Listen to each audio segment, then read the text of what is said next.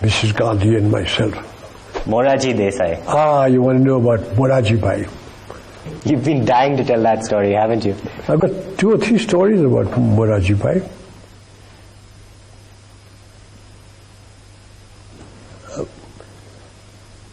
When I became army chief, Moraji Bhai was the finance minister in Mrs. Indira Gandhi's cabinet.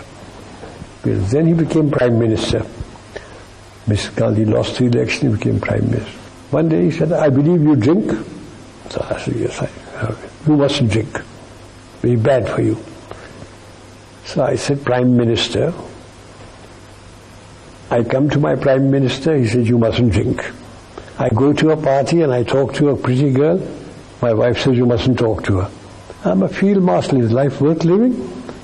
He says, your wife is quite right. Drinks and pretty girls will ruin you.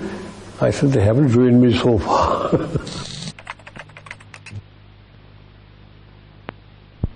After partition, I became director of military operations, and I remained director of military operations for 3.5 years.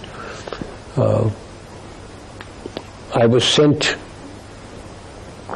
to Kashmir with VP Menon, who was the state secretary. The Maharaja's army had, the Muslim element had revolted, the tribesmen had come in, and I was sent there with him, VP Menon, to see if he could get the accession from the Maharaja, see what the military situation was like. And at about midnight, the Maharaja signed. He kept on saying, you must send soldiers in. He said, we can't send soldiers into your state unless you accede to India. So at midnight he acceded to India. VP Menon handed over the accession papers to Mountbatten. Mountbatten looked at me. He said, Manekji. He didn't call him Manek. Manekji, what's the military situation like? I said, very bad, sir.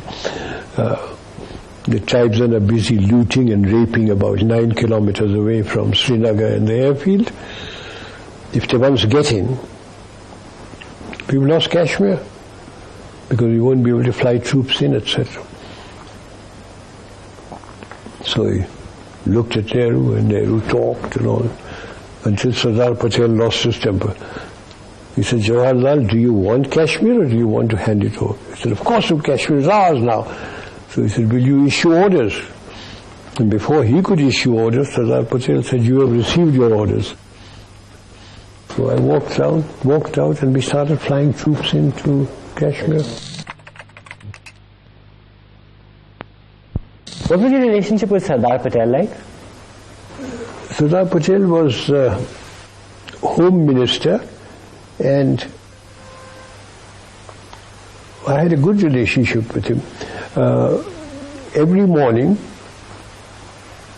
VP Menon and I would go to his place, and he would be sitting down there. His daughter, Bunny Ben, sitting cross-legged with a Parker fountain pen, a brown Parker pen, taking notes. And he would say, VP, I want Baroda. Take him with you. I would go as the bogeyman in uniform. When the killings were taking place in Calcutta, by British Commander-in-Chief, he came along and said, hey you, the Sardar wants you in Calcutta. So I said, why me, sir? He said, he phoned, he wants you there. An aircraft has been laid on for you. So I went there. The Sardar was with the Chief Minister, B.C. Roy. When I went in there, he said, I don't want arguments, etc. I'm going to ask you a question, I want an answer. If I hand over the situation to the army, how many Bengalis will you kill, and how long will it take you? And I was a very young brigadier. So I opened my mouth. I said, sir, about 100 in about a month. So he said, turned round to Bidhan Roy, he said, Thousands are being killed. He said, go and kill them, take over. And he deployed troops all over Calcutta. We didn't have to kill anybody. Everything finished. He said, come here. And in Gujarati he tells me, "Tame sachu nahi bolo?" So I said, what have I done? He said, "Tame kahlu ki 100 Bengali na marso ne ek bhi nahi maryo." Then he told me, he said, well done, thank you. Then the Chinese came into Nifa and General Kaul was sacked and Krishna Menon was removed, and Nehru sent for me. He said, I've got a vigorous enemy. Will you go and take over? And I said, I've been waiting 18 months for this, Prime Minister. And he said, oh, that was all a mistake. That was all a mistake. Will you go? I said, yes, I'll go. So I took over the thing. And so I always say that the Chinese came to my rescue. If the Chinese hadn't come in, and if Krishna Menon and Kaul hadn't been sacked, I don't know what they would have done with me. I said, I don't want to know what happened in the past. All I want to know is, who are my commanders? Where are the Chinese? How much ammunition have I got? How much oil, petroleum and food have I got? And just leave the map to be here. Which they did. After half an hour, I rang the bell, they came in, and I said, I don't know whether I'm doing right or wrong, but these are my orders. And that was the time when the Chief of Staff took it, hat off, flung it on the ground, jumped on it. He said, thank effing God, at last somebody is giving orders. We have never had orders before. And my orders were that we start advancing. So where? No, Khanna, Leja.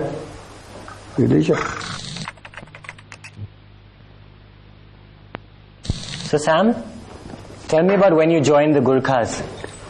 Oh Lord.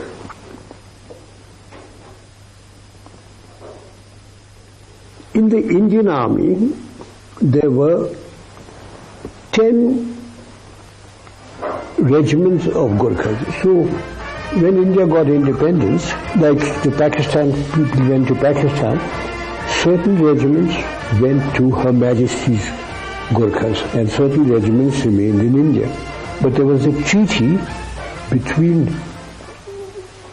the King of Nepal and the British government that all Gurkha regiments would be officered by British officers. So when the British officers left, there had to be some Indian officers. So I was the first Indian to be posted to a Gurkha regiment. I, having been with the Frontier Force Regiment, now became a Gurkha. What year was this? 1947. 1947. And I met a Gurkha sentry. I looked at him and I said, asked him, Tera naam kya hai?